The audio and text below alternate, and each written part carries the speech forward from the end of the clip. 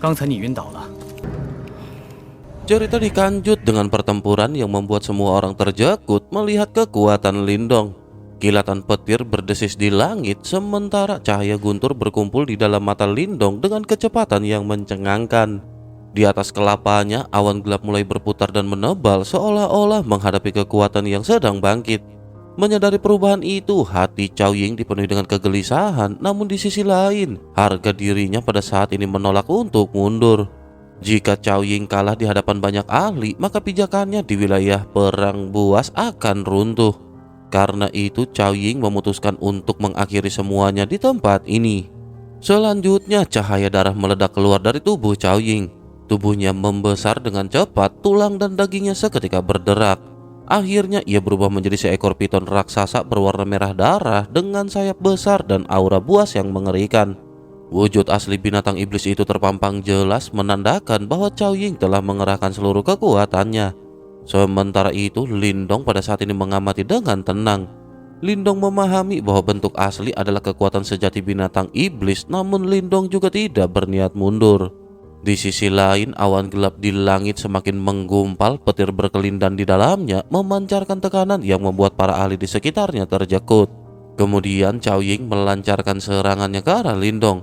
Dengan teknik naga hantu, tubuh raksasanya diselimuti cahaya darah, tanduk naga tumbuh di kelapanya. Auranya juga melonjak tajam dan sesaat kemudian, tubuhnya melesat seperti meteorit berdarah menghancurkan ruang di hadapannya dan menyerbu langsung ke arah Lindong. Menghadapi serangan itu, Lindong pada saat ini tidak bergerak mundur. Lindong mengangkat tangannya ke arah langit lalu menarik nafas dalam sebelum memanggil kekuatan petir. Seketika awan terbelah dan tangan petir raksasa muncul membawa kekuatan yang luas dan liar. Teknik petir tangan Kaisar Meteorit pun turun dari langit menekan segalanya dengan kekuatan yang menakutkan. Akhirnya dua kekuatan besar itu bertabrakan. Cahaya darah dan cahaya petir saling menghantam seperti dua meteorit menghasilkan ledakan yang mengguncang ratusan kilometer. Cahaya yang menyilaukan menelan langit sementara energi liar mengamuk di udara. Namun di tengah benturan itu, Lindong pada saat ini mengambil langkah lanjutan. Lindong menggenggam tangan dan melepaskan serangan selanjutnya, memanggil hujan petir yang mengandung kekuatan simbol leluhur petir. Menyadari bahaya itu, Cao Ying seketika mencoba melawan dengan cahaya darahnya, namun sudah terlambat. Petir menghantam tanpa henti. Ledakan demi ledakan mengguncang tubuh piton raksasa itu, menghancurkan pertahanannya sedikit demi sedikit. Energi darahnya mulai menghilang, sisiknya retak dan darah muncrat ke segala arah. Pada akhirnya Cao Ying pada saat ini sama sekali tidak mampu bertahan lagi. Dengan jeritan tajam, tubuh raksasa itu terpental dan jatuh ke tanah, menciptakan kawah besar. Darah mengalir deras dan aura Cao Ying pada saat ini melemah drastis. Melihat hasil itu, seluruh dataran seketika berubah menjadi sunyi. Para ahli dari berbagai pihak terdiam dan menyadari bahwa Cao Ying telah kalah. Di sisi lain, kelompok kota piton darah dipenuhi keterjekutan, sementara Sin King pada saat ini menghela napas lega. Mereka pada akhirnya benar-benar selamat dari ancaman besar. Selanjutnya, Lindong pada akhirnya turun perlahan ke dalam kawah dengan tongkat Kaisar Petir yang diarahkan tepat ke dahi Cao Ying. Cao Ying telah berubah kembali menjadi wujud manusia dan tubuh Cao Ying dipenuhi luka. Nafasnya lemah dan kini matanya dipenuhi dengan ketakutan.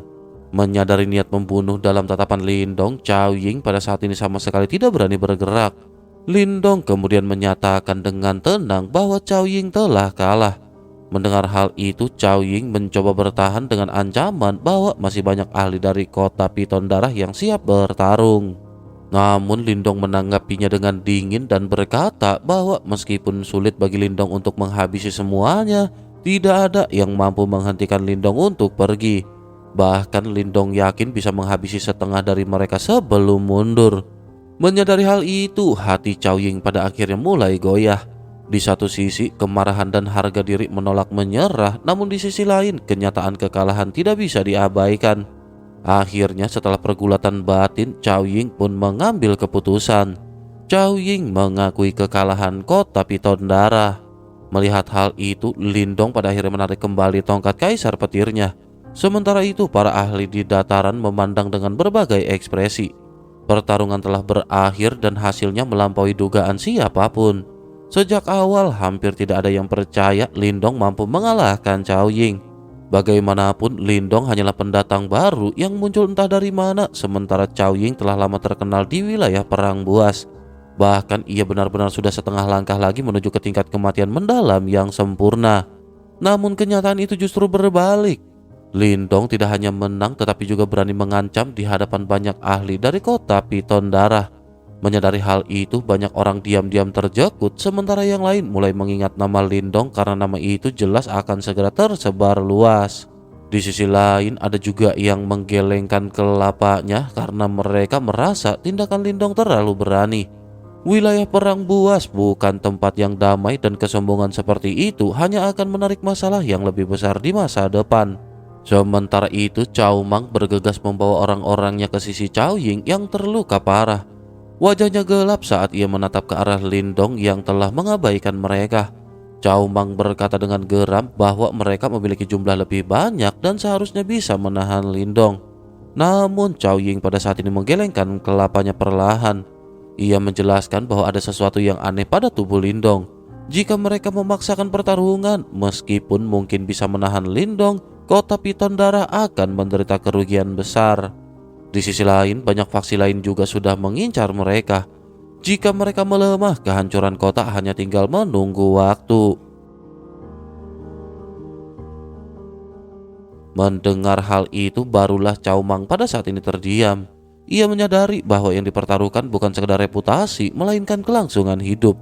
Akhirnya Cao Ying memutuskan untuk menahan diri dan menunggu kesempatan lain untuk membalas.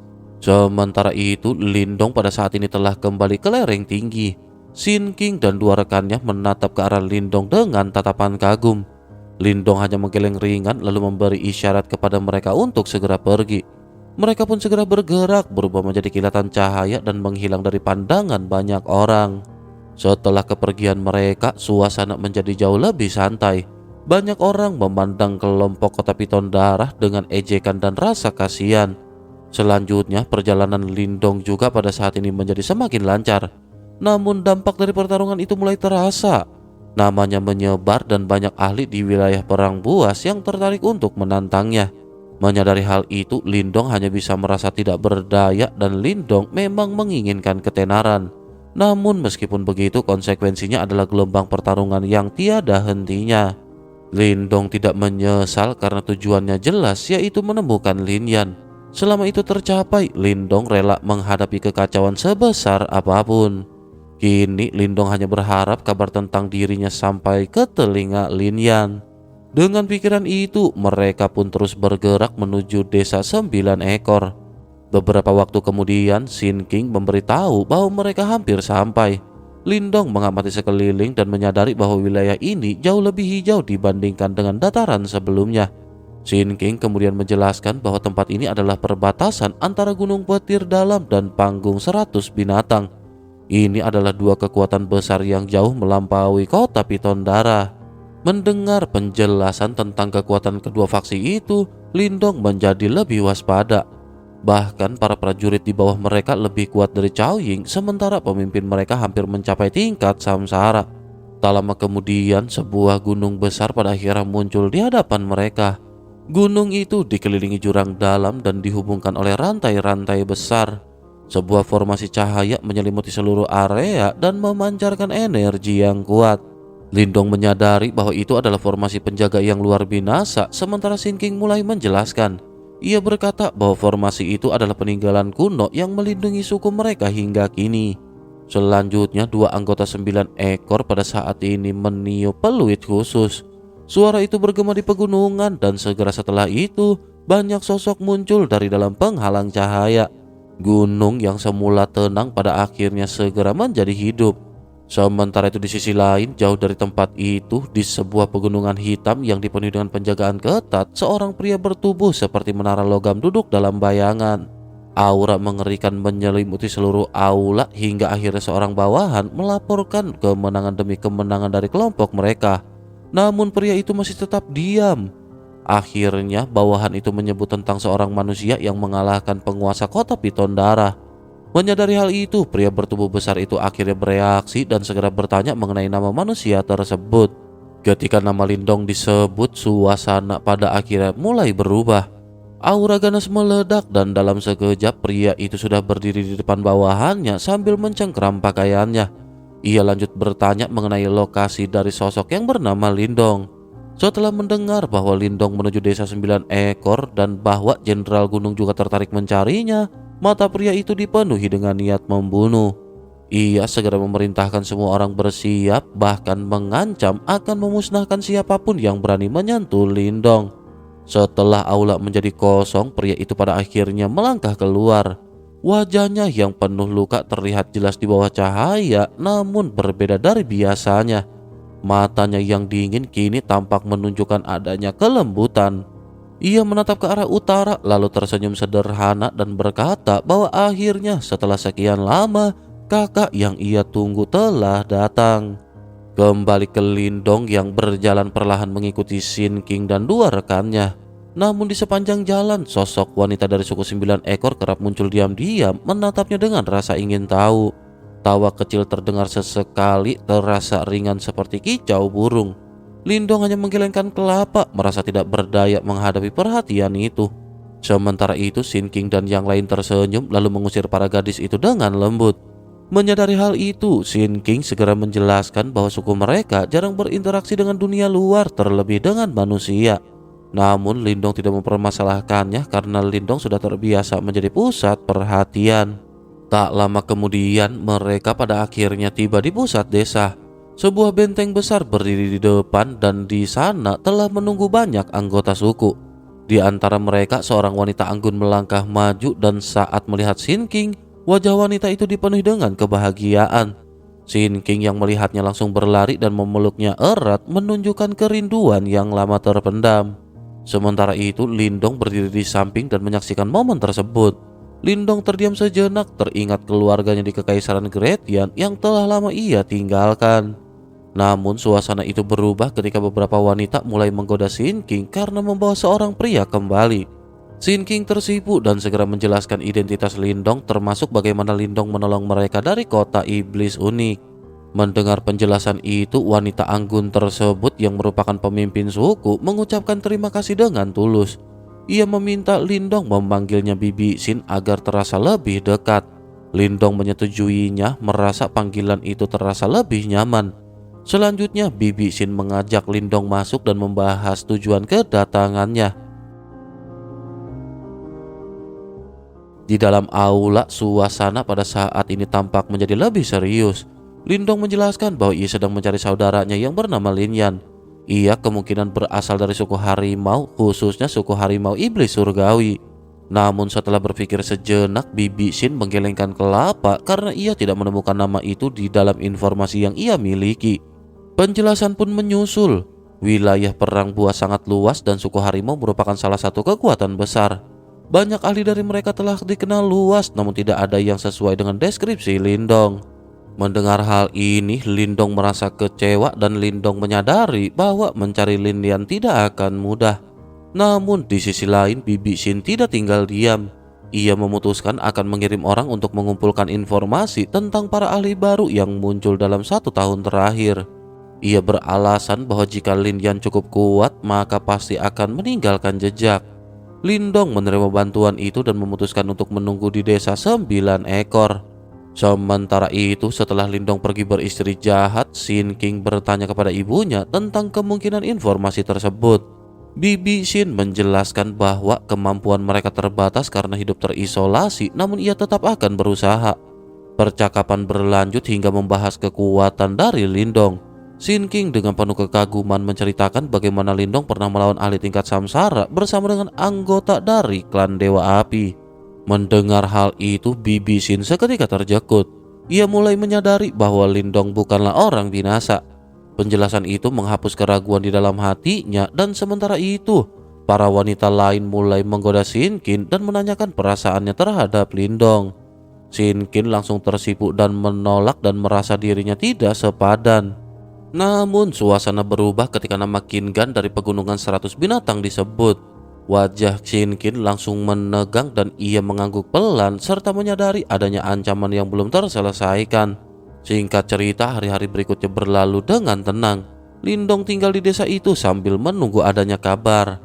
Setiap hari ada informasi yang datang namun tidak ada yang sesuai. Meski demikian, Lindong tidak menunjukkan ketidaksabaran. Lindong justru bersikap santai seolah menjadikan tempat itu sebagai persinggahan sementara. Namun ketenangan itu juga tidak berlangsung lama. Suatu hari saat Lindong beristirahat di atas pohon besar, ia merasakan keributan di desa. Ia membuka mata dan melihat para wanita yang berkumpul dengan gelisah. Tak lama setelah itu, Shinkin muncul di samping Lindong dengan wajah cemas. Ia memohon agar mereka diizinkan berada di dekat Lindong. Lindong yang melihat itu hanya tersenyum dan bertanya apa yang telah terjadi. Shinkin terdiam sejenak lalu menghela nafas. Dengan nada pahit, ia menjelaskan bahwa pegunungan 100 binatang telah datang untuk menagih upeti. Lindong sempat terjekut ketika mendengar tentang upeti, namun sesaat kemudian Lindong menyadari alasan di baliknya. Desa suku 9 ekor berdiri di wilayah perbatasan antara pegunungan 100 binatang dan gunung petir dalam. Dengan begitu, untuk bertahan hidup dengan damai, mereka terpaksa membayar upeti kepada dua kekuatan itu. Sementara itu, Shinkin menjelaskan bahwa para wanita suku mereka memiliki kecantikan luar binasa. Namun hal itu justru pada akhirnya menjadi sumber bahaya. Menyadari hal itu, mereka memilih bersembunyi agar tidak menarik perhatian para pengumpul upeti. Namun keindahan yang tidak diimbangi kekuatan hanya akan membawa petaka. Di sisi lain, seorang gadis muda menceritakan bahwa sebelumnya Kingang dari pegunungan 100 binatang pernah datang. Ia tertarik pada Shinkin dan memaksa ingin menjadikannya selir. Untuk melindungi Shinkin, kepala suku terpaksa mengirimkannya pergi dan membayar harga mahal agar masalah mereda.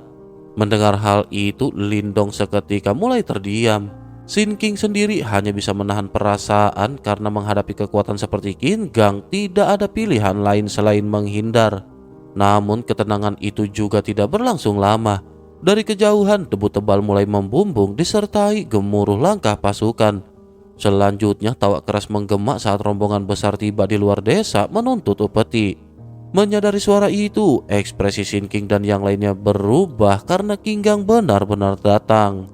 Sementara itu di sisi lain, Kingang pada akhirnya muncul dengan aura ganas menunggang makhluk buas menatap desa dengan senyum penuh niat buruk. Tidak lama kemudian, Bibi Shin memimpin para tetua keluar dan menyerahkan 10 juta pilsuan yuan sebagai upeti. Kingang menerimanya dengan santai namun kemudian mengungkit mengenai Shinkin. Ia menyatakan keinginannya dengan terang-terangan dan menawarkan perlindungan penuh jika Shinkin diserahkan kepadanya.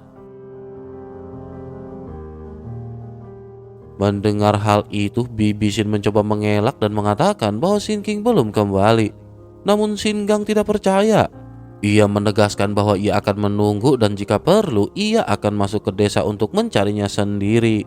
Suasana pun menjadi tegang sementara para tetua tidak berani melawan. Sementara itu, Lindong yang mengamati dari dalam desa menyadari bahwa Kingang sudah mengetahui keberadaan Shinkin.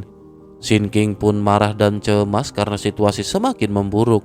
Di sisi lain, para wanita suku mulai khawatir sebab jika mereka menolak, mereka akan menyinggung pegunungan 100 binatang sementara gunung petir dalam belum tentu membantu. Namun sesaat kemudian keadaan justru pada saat ini semakin rumit. Lindong melihat ke kejauhan dan menyadari ada kelompok lain yang mendekat. Tak lama setelah itu pasukan dari gunung petir dalam tiba dipimpin Meng Shan. Kedatangannya bukan untuk upeti melainkan mencari seseorang yaitu Lindong. Mendengar hal itu ekspresi Bibi Shin seketika berubah. Ia mencoba menyangkal, namun Kingang seketika justru memperkeruh keadaan dengan mengungkap bahwa Lindong diburu oleh kota Piton Darah. Dengan demikian, suku 9 ekor terjebak di antara dua kekuatan besar. Melihat perkembangan ini, Lindong akhirnya tersenyum tipis dan berdiri. Shinkin yang menyadari bahaya itu segera memohon agar Lindong pergi melalui jalan belakang. Namun Lindong menolak dengan tenang. Lindong menyatakan bahwa meskipun tidak menyukai masalah, menghindar bukanlah solusi selamanya. Jika terus bersembunyi akan tiba saat tidak ada tempat untuk lari. Oleh karena itu lebih baik menyelesaikan akar masalah sejak awal. Shinkin masih mencoba memperingatkan bahwa gunung petir dalam jauh lebih kuat, namun Lindong tetap tenang. Setelah menenangkan Shinkin, Lindong pada akhirnya segera bergerak keluar desa. Selanjutnya suasana di luar desa pada saat ini semakin mencekam. Kedua pasukan telah berkumpul mengepung desa dari segala arah. Namun pada saat yang sama tanah di kejauhan kembali bergetar dan di arah lain pasukan hitam seperti gelombang banjir muncul dengan aura ganas yang jauh melampaui pasukan sebelumnya. Sementara itu di antara pasukan tersebut sebuah bendera hitam terlihat berkibar.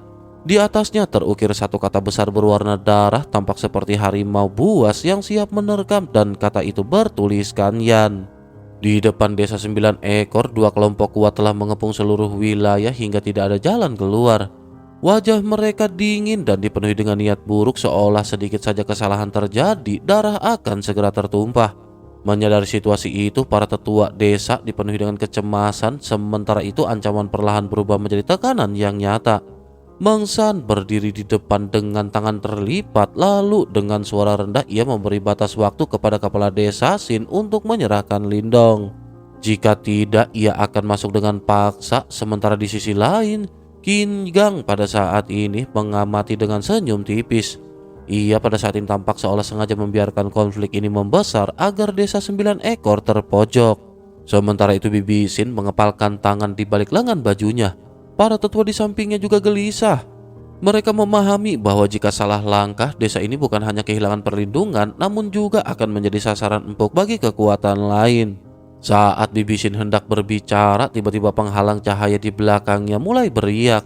Dari dalamnya, sosok Lindong melangkah keluar dengan ekspresi tenang. Kemunculannya langsung menarik perhatian dari semua orang. Dengan nada santai, Lindong menyinggung bahwa tindakan Mengsan mempermalukan diri sendiri karena menekan sekelompok wanita. Mendengar hal itu, Mengsan dan Qin Gang menatap ke arah Lindong dengan penuh rasa ingin tahu. Nama Lindong memang sudah menggema di wilayah Perang Buas. Mengsan kemudian menjelaskan bahwa ia bertindak atas permintaan kota Pitondara. Lindong diminta ikut bersamanya untuk diserahkan kepada Cao Ying. Namun Lindong menolak dengan tenang dan berkata bahwa ia tidak berniat pergi kemanapun hari ini. Penolakan itu membuat Mengsan seketika tertawa dingin. Ia mengingatkan bahwa keputusan bukan ada di tangan Lindong, apalagi dengan kekuatan pasukan gunung logam miliknya yang jauh lebih kuat dibandingkan dengan pasukan binasa. Seketika pasukan di belakangnya meraung keras dan aura mereka menekan seperti gunung runtuh. Tekanan itu membuat kelompok Bibi Sin kesulitan bernapas. Namun Lindong melangkah maju menanggung seluruh tekanan itu sendirian. Cahaya hijau samar menyelimuti tubuh Lindong sementara matanya menjadi tajam. Lindong menyadari bahwa konflik ini benar-benar tidak lagi bisa dihindari. Sementara itu di sisi lain, Bibi Sin dan yang lain pada saat ini menjadi semakin cemas. Mereka tahu bahwa jika benar-benar bertarung, bahkan kemenangan pun akan membawa konsekuensi besar karena Mengsan mewakili gunung petir dalam yang jauh lebih besar. Melihat situasi yang memanas, Mengsan juga akhirnya memberi perintah untuk menangkap Lindong. Namun pada saat itulah tiba-tiba tanah di sekitar mereka bergetar. Getaran itu semakin kuat dan berubah menjadi gemuruh yang mendekat. Semua orang menoleh ke cakrawala dan yang mereka lihat membuat hati mereka tenggelam. Gelombang hitam seperti banjir logam melaju cepat membawa aura kejam yang bahkan melampaui dua pasukan sebelumnya. Awan hitam terbentuk di langit dan menutupi matahari. Di dalam gelombang itu sebuah bendera bertuliskan Yan berkibar keras. Seseorang berseru bahwa itu adalah jenderal api dari pasukan harimau pelahap. Mendengar hal itu, ekspresi Mengsan dan Qin Gang langsung berubah. Ketakutan pada saat ini tampak muncul di mata mereka. Mereka tahu pasukan ini adalah kekuatan paling brutal dari Gunung Petir Dalam yang selalu meninggalkan lautan darah di setiap pertempuran. Sementara itu kelompok Bibi Sin pada saat ini benar-benar kehilangan harapan. Jika pasukan ini ikut campur, maka desa 9 ekor pasti hancur tanpa tersisa. Di sisi lain, Lindong pada saat ini tampak mengerutkan kening. Lindong merasakan aura mengerikan dari pasukan itu jauh melampaui lawan yang pernah ia hadapi. Menyadari hal itu, Lindong bersiap menghadapi pertempuran yang tampaknya akan menjadi semakin berat. Namun tak lama kemudian pasukan hitam itu tiba dan langsung menerobos barisan Mengsan serta Qin Gang tanpa peduli. Tidak ada yang berani menghentikan mereka dan di tengah pasukan itu berdiri sosok yang seperti menara logam. Aura ganasnya menjulang ke langit seolah ia adalah raja dari seluruh pasukan tersebut. Semua mata tertuju padanya, termasuk Meng San yang bahkan tidak berani bersuara. Sosok itu berjalan maju, namun bukan menuju Meng San atau Qin Gang, dan justru langsung menuju ke arah Lindong. Melihat hal itu, semua orang seketika tertegun. Langkah sosok itu seketika berhenti tepat di hadapan Lindong. Tubuh besar itu berdiri seperti gunung, sementara Lindong tampak kecil di hadapannya. Suasana pada akhirnya benar-benar menjadi sunyi dan tegang. Namun hal berikutnya benar-benar di luar dugaan semua orang. Sosok itu perlahan berlutut di hadapan Lindong dan matanya yang memerah ganas berubah lembab. Selanjutnya dengan suara parau penuh emosi ia memanggil Lindong sebagai kakak dan semua orang membeku. Lindong menatap wajah yang telah banyak berubah di hadapannya. Namun di balik perubahan itu ia masih mengenali sosok lama yang akrab. Perlahan Lindong tersenyum lalu mengeluarkan tangan dan mengusap kelapa pria itu. Lindong akhirnya menghela napas panjang, menyadari bahwa pencarian panjangnya telah berakhir dan Lindong telah menemukan Lin Yan. Suasana di luar desa 9 ekor terasa membeku, seolah-olah waktu pada saat ini berhenti. Semua orang terpaku menatap satu pemandangan yang sulit dipercaya. Di hadapan mereka, prajurit paling ganas di dunia Gunung Petir Dalam justru berlutut dengan satu lutut di depan Lindong. Ia benar-benar menundukkan kelapanya di depan sosok pemuda kurus yang tampak rapuh. Namun kenyataan di depan mata ini juga tidak bisa disangkal. Menyadari hal itu, keterjekutan menyebar seperti riak air. Prajurit yang dikenal kejam dan tak pernah tunduk itu kini menundukkan kelapa, bahkan matanya yang memerah seperti harimau tampak bergetar oleh emosi tak biasa. Sementara itu, Meng San yang menyaksikan kejadian tersebut hanya bisa terpaku. Meng San teringat dengan jelas bahwa saat direkrut oleh Komandan Iblis, pria bertubuh seperti menara baja ini bahkan tidak berlutut. Namun sekarang ia justru bersujud di hadapan Lindong dan menyadari perbedaan itu, hati Meng San mulai diliputi kegelisahan. Di sisi lain, orang-orang Gunung Petir Dalam lainnya juga ikut terdiam. Mereka memahami bahwa jika kabar ini tersebar, seluruh gunung akan terguncang. Sementara itu, Bibi Xin dan kelompoknya yang berada di belakang Lindong juga mendengar panggilan lirih dari pria tersebut yang menyebut Lindong sebagai kakak.